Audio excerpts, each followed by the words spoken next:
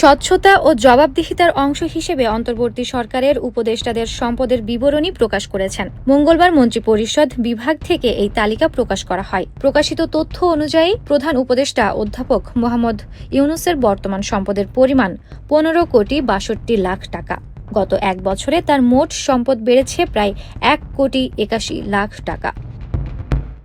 মন্ত্রিপরিষদ বিভাগের প্রজ্ঞাপন অনুযায়ী ২০২৪ সালের ৩০ জুন পর্যন্ত অধ্যাপক ইউনূসের মোট পরিসম্পদ দাঁড়িয়েছে ১৫,৬২,৪৪,০৬৫ টাকায়। গত ২০২৩ সালের ৩০ জুন ছিল ১৪,১,৩৯,৬৭৩ টাকা। আয়কর আইন অনুযায়ী একজন করদাতার মালিকানাধীন স্থাবর অস্থাবর আর্থিক ও মূলধনী সম্পত্তির সমষ্টি হল পরিসম্পদ।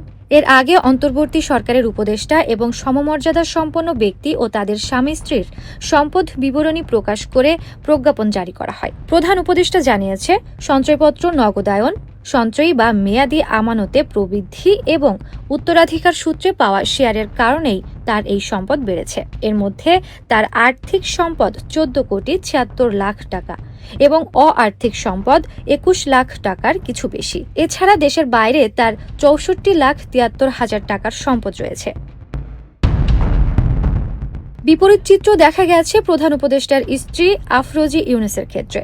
বিবরণী অনুযায়ী এক বছরে তার সম্পদ কমেছে ৮৪,১৩,৯১৪ টাকা। বর্তমানে তার মোট সম্পদের পরিমাণ ১,৬৭,৬৩,৩৬০ টাকা, যা আগের বছর ছিল ২,১১,০০,০০০ টাকার উপরে। অধ্যাপক ইউনূসের কোনো ঋণ না থাকলেও তার স্ত্রীর ১৬,৯৬,০০০ টাকার দায় বা ঋণ রয়েছে।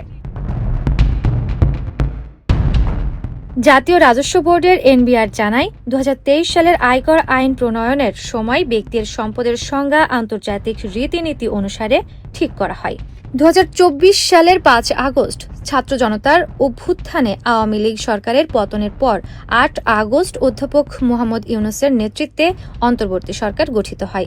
গত ২৫ আগস্ট জাতির উদ্দেশ্যে দেওয়া ভাষণে প্রধান উপদেষ্টা সব উপদেষ্টার সম্পদ প্রকাশের প্রতিশ্রুতি দিয়েছিলেন। প্রধান উপদেষ্টা সহ ২১ জন উপদেষ্টা এবং সমমর্যাদার বিশেষ সহকারী ও দূতদের সম্পদের হিসাবও প্রকাশ করা হয়। সরকারি কর্মকর্তাদের ক্ষেত্রেও সম্পদের হিসাব প্রদান বাধ্যতামূলক করার পরিকল্পনা রয়েছে সরকারের। দুর্নীতি বিরোধী অবস্থানের অংশ হিসেবে এবং ন্যায়পাল নিয়োগের পথে এই পদক্ষেপকে একটি বড় মাইলফলক হিসেবে দেখা হচ্ছে। সামিয়া শোভা, মানবকণ্ঠ।